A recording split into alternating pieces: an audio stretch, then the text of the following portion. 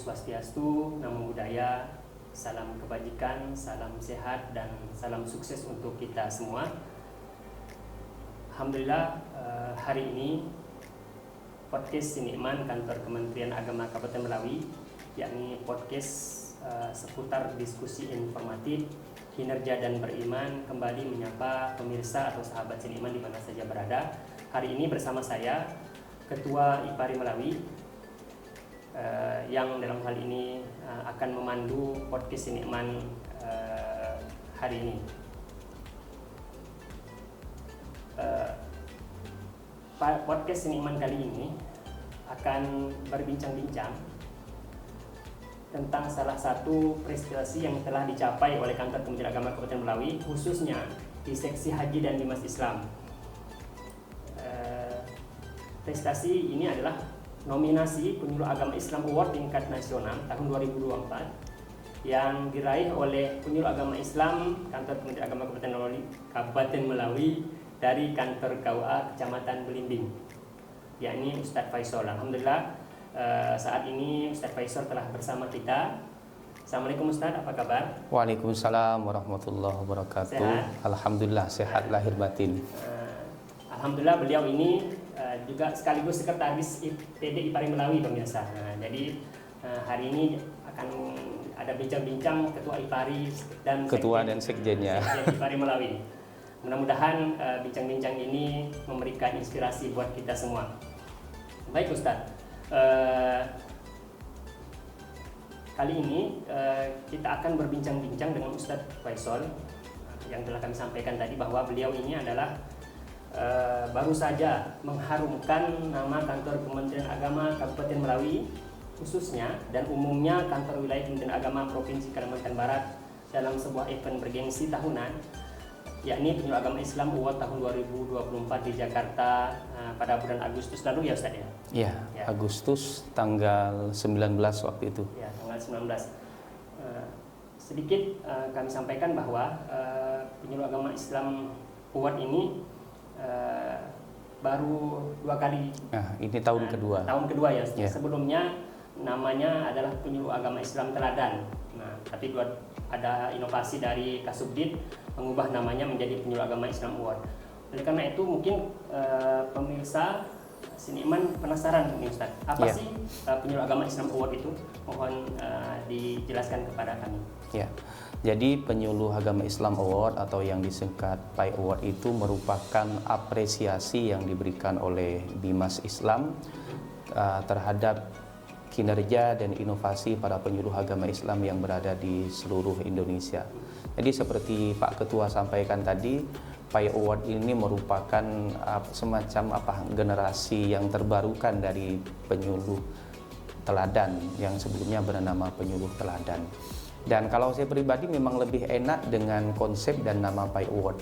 Kalau seandainya namanya masih Penyuluh Teladan, saya agak ngeri-ngeri juga mau ikut.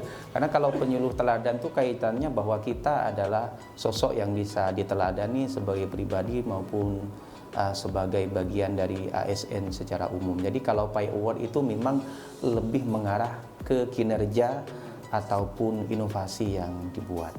Jadi Penyuluh Agama Islam ini adalah sebuah apresiasi dari Kementerian Agama kepada para penyuluh yang menjadi ujung tombak Kementerian Agama di masyarakat ya Ustaz ya. Iya, karena begini, penyuluh agama ini merupakan orang yang betul-betul nyata memberikan bimbingan baik berkaitan dengan keagamaan maupun pembangunan secara umum di masyarakat di tempat binaannya.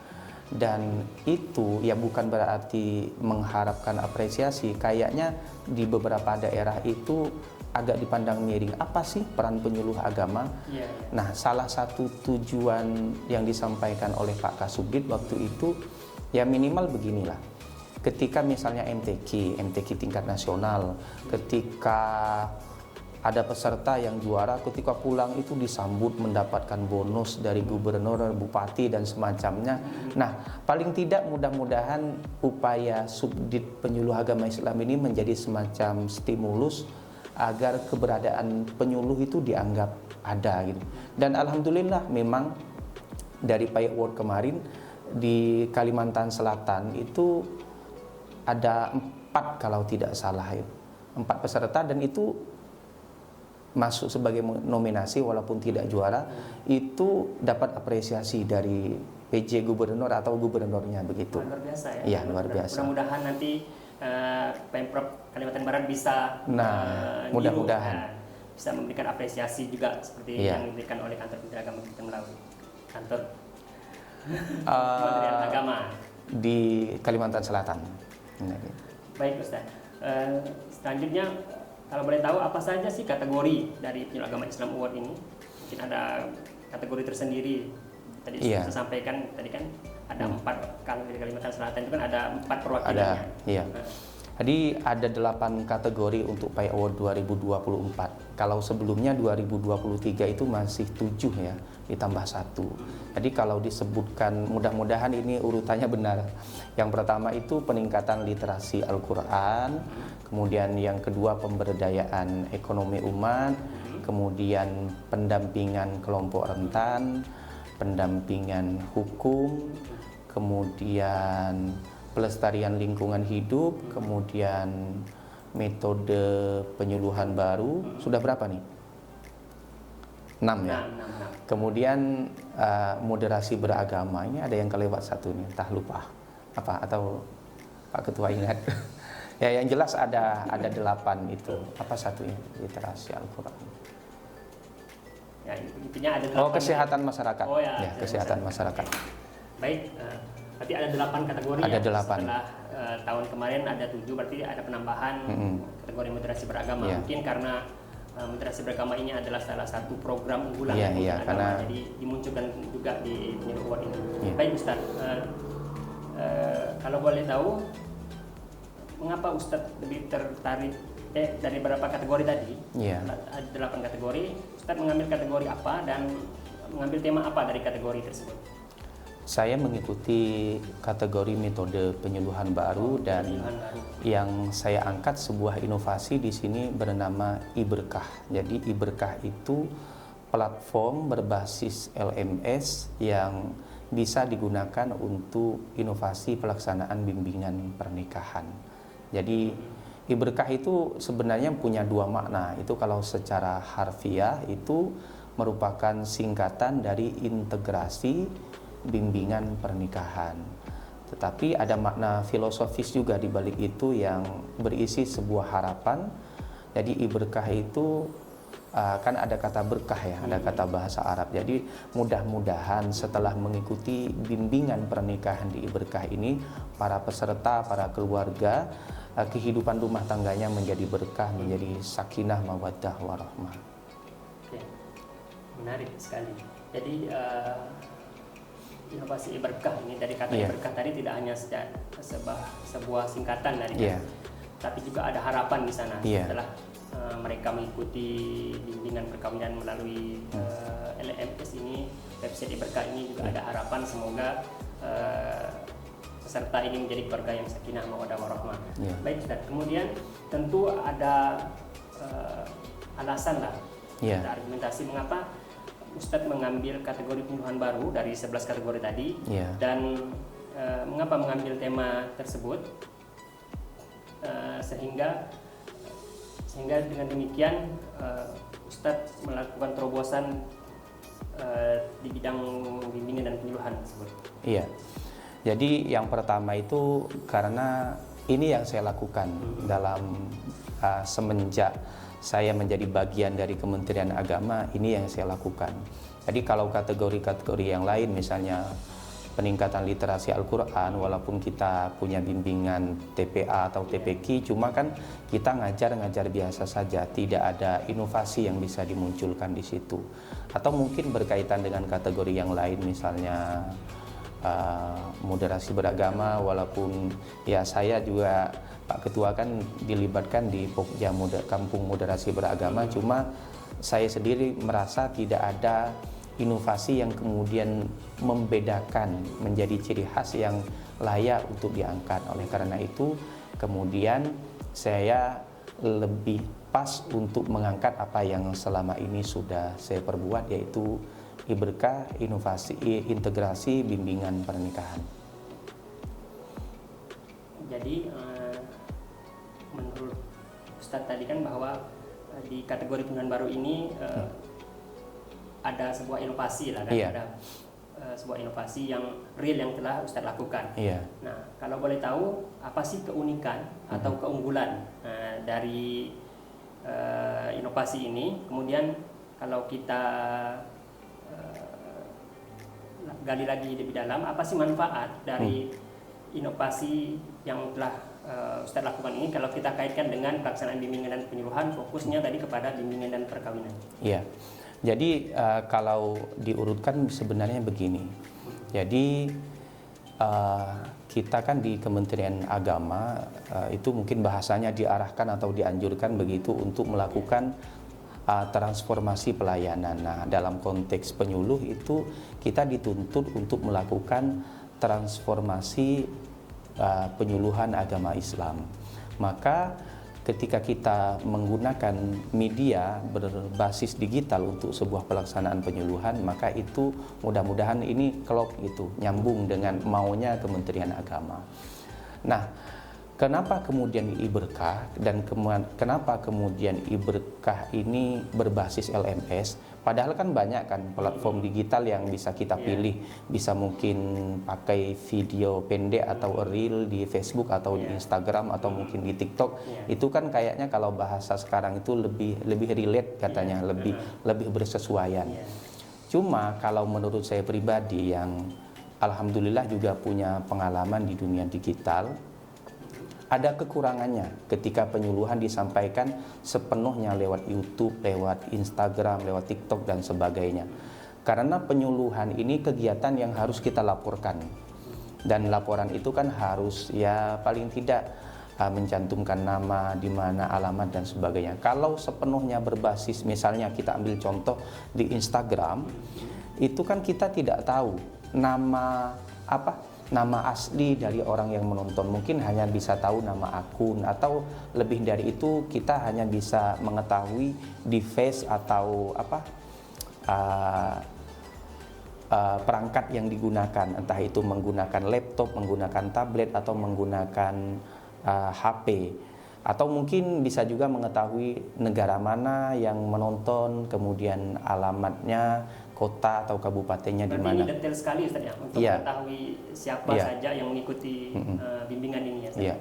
Karena kalau yang saya buat ini iberkah ini, karena dia sebenarnya ini lebih cocok disebut sebagai MOOC sebenarnya. Cuma takutnya nanti dianggap karena di Kemenak juga ada MOOC Pintar. Secara konsep itu sebenarnya MOOC sebenarnya, karena memang full itu dari daftar semuanya itu otomatis, nggak ada ini itunya, bahkan sampai tanda tangan yang menggunakan barcode itu otomatis dan nomor serinya beda semua. Jadi pada saat awal sebagaimana kita daftar pelatihan di MOOC Pintar Kemenak, itu kita mengisi nama, jenis kelamin, umur, bahkan saya buat lebih detail status perkawinan, karena ini kan berkaitan dengan perkawinan. Di status perkawinan saya di situ buat 3, belum menikah, calon pengantin, dan mereka yang sudah menikah. Kemudian saya buat alamat detailnya juga, bahkan sampai ke dusun, atau kalau di kota-kota itu ke jalan atau kompleknya. Jadi supaya kita itu betul-betul tahu siapa yang mengakses bimbingan kita. Kalau di Instagram dan sebagainya kan kita nggak tahu siapa yang menonton, cuma taunya nontonnya jumlah penontonnya sekian ribu, tapi nggak terdata dengan baik gitu.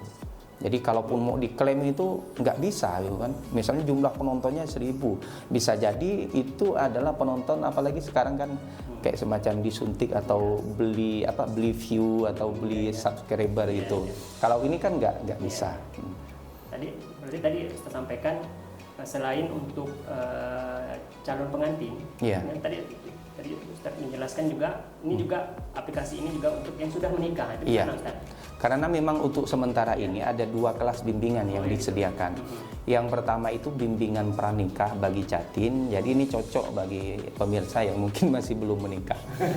Jadi kalau bimbingan pranikah bagi Jatin ini memang bimbingan khusus. Bimbingan khusus maksudnya dikhususkan bagi calon pengantin yang akan mendaftar di KUA Blimbing. Kenapa khusus? Karena ini salah satu materinya itu ada materi yang lebih banyak, materi yang bersifat administrasi yang mungkin saja di beberapa daerah tertentu ini bisa jadi beda, karena misalnya di beberapa daerah itu kan ada yang ketika daftar nanti langsung dapat KK dan sebagainya. Maka materi-materi yang di bimbingan pranikah bagi Jatim ini dikhususkan bagi calon pengantin yang mendaftar dan akan menikah di KUA Belimbing. Itu walaupun terbaca di sistem LMS-nya itu, dia nggak bisa dibuka karena kita password. Nah, kalau calon pengantin kita kasih tahu passwordnya ini itu. Nggak usah dikasih tahu di sini passwordnya. Kemudian kelas yang kedua ini kelas umum terbuka bagi siapapun, bagi remaja usia sekolah, remaja usia menikah, mereka yang sudah menikah dan sebagainya. Mau laki-laki mau perempuan dimanapun tanpa warga usia emas juga bisa. Bisa juga, asalkan bisa buka Android aja. Jadi ini namanya kelas keluarga sakinah. Jadi materinya secara materi ini merupakan materi lanjutan dari materi bimbingan pranikah bagi Jatim. Dan saya rasa ini sangat bermanfaat, apalagi kelas keluarga sakinah. Karena insya Allah ini materi ini disarikan dari buku Fondasi Keluarga Sakinah. Oh, sudah disesuaikan ya, dengan Buknis, juga. Iya. Insya Allah nanti bisa dicek aja untuk meyakinkan. Dan menariknya lagi itu semua materi itu berbentuk video pendek, ada yang 4 menit, 5 menit, itu total itu ada 6 video di masing-masing kelas bimbingan. Jadi kita betul-betul mencoba mensarikan itu dari modul-modul buku bimbing. Dan insya Allah ini bisa diuji juga efektivitasnya. Maksudnya begini, ketika pertama daftar, ketika pilih kelas, halaman yang pertama otomatis terbuka itu adalah halaman pretest. Di situ ada 10 pertanyaan yang berkaitan dengan bimbingan pernikahan. Jadi kalau pretest logikanya karena masih belum dapat materi, saya setting di situ walaupun nilainya 0 itu lulus karena memang pretest. Setelah pretest kemudian masuk materi. Setelah selesai semua materi itu langsung juga otomatis mengarah ke post test. Nah, di post test saya setting itu passing grade-nya itu 60. Jadi kalau di bawah 60 itu harus ngulang lagi. Misalnya dapat 50 harus ngulang lagi. Soal pretest dan post test sama. Kemudian untuk sementara saya kasih batas mengulangnya itu sampai 10 kali. Sebenarnya itu bisa saja, bisa langsung sekali saja atau bisa 20 kali, tapi karena konsepnya ini maunya saya praktis, maka begitu. Makanya juga ini sebenarnya juga bisa disetting kayak diskusi online antara peserta konsultasi online, sebenarnya juga bisa. Cuma saya mikir tujuan inovasi ini kan praktis. Kalau dibuat seperti itu malah nggak praktis. Pokoknya ini sepenuhnya ini bimbingan itu dijalankan oleh sistem tanpa saya harus membuka sama sekali, termasuk tanda tangan yang barcode itu semuanya otomatis di situ. Selanjutnya tadi Ustaz sampaikan ada 2 kelas, gitu kan? Ada untuk calon pengantin dan juga ada yang keluarga, materi lanjutan untuk yang keluarga yang setelah menikah. Pertanyaan kami, apakah kedua kategori ini di akhir bimbingannya sama-sama mendapatkan sertifikat? Sama. Oh, dua-duanya dapat sertifikat. Dan ini juga karena kemarin saya juga mengikuti bimbingan pernikahan yang di MOC Kemenang. Ternyata saya terpikir, oh ini kelasnya harus di-upgrade nih. Kemungkinan nanti dipecah-pecah lagi gitu. Yang nanti yang usia sekolah lain, yang usia nikah lain, yang berun dan berus itu. Nanti yang sampai kelas paling akhir itu yang fasilitasi ya dan pendampingan, kayaknya kebayang ke sana gitu. Jadi akan ada pengembangan terus-menerus ya? Ada pengembangan terus-menerus, cuma yang menjadi kendala begini. Saya inginnya kalau pengembangan itu tutor ya. Kalau di bahasa ini tutor, kalau di bahasa Kemenak mungkin fasilitator ya. Saya maunya tidak hanya saya biar tidak bosan. Tapi inilah justru kendalanya ketika misalnya menggandeng, misalnya kan untuk materi tertentu misalnya kita menggandeng dinas yang DP2KB itu. Nah, kan cocok kayaknya ketika mereka nanti bicara tentang materi reproduksi, kan cocok gitu. Atau melibatkan orang-orang yang misalnya nanti di materi tentang finansial itu misalnya mendatangkan orang yang cocok di situ biar nggak bosan. Cuma masalahnya orang-orang ini mau nggak itu masalahnya. Oke, menarik sekali inovasi yang telah Ustaz lakukan saya melihat memang inovasi yang telah Ustadz lakukan ini sudah sangat mensupport dan mendukung salah satu program unggulan Kementerian Agama, yaitu transformasi digital. Nah, jadi berarti inovasi inilah yang telah mengantarkan Ustadz menjadi penyuluh agama Islam mulai dari tingkat kabupaten Melawi, kemudian tingkat provinsi, dan akhirnya masuk dalam nominasi penyuluh agama Islam Award tingkat nasional tahun 2024 ya Ustadz ya. Berikutnya mungkin boleh dong pada kesempatan kali ini Ustadz sedikit berbagi pengalaman ataupun kesan kemarin telah sukses menjadi nominasi penyuluh agama Islam Award tingkat nasional kategori penyuluh agama Islam baru. Mudah-mudahan itu bisa menginspirasi lah kan, memotivasi kawan-kawan penyuluh agama Islam yang lainnya. Yang pertama, kita sebagai penyuluh agama Islam dimanapun kita bertugas, maka kita harus kreatif, harus inovatif. Jadi kreatif dan inovatif ini kalau digabungkan ya kita harus adaptif gitu, harus menyesuaikan, harus kita bisa berubah sesuai tuntutan zaman, karena ya memang harusnya begitu. Kalau kita ambil zona aman, zona nyaman hanya di majelis taklim dan sebagainya, kayaknya kebermanfaatan kita bermanfaat, cuma untuk kebermanfaatan. Manfaat yang kalau saya pakai bahasa kebermanfaatan nanti ada yang protes, nggak ada di kamus katanya. Nggak ada kebermanfaatan di kamus. Untuk manfaat yang lebih luas, itu yang pertama. Jadi kita harus inovatif dan kreatif. Kemudian kaitannya tadi dengan Pi Award ya. Pengalaman Ustaz. Pengalaman di sini kita bisa bersilaturahmi, bisa sharing, bisa berbagi banyak hal dengan penyuluh-penyuluh agama Islam lain, baik itu yang satu kategori dengan kita maupun yang beda kategori, dan itu luar biasa.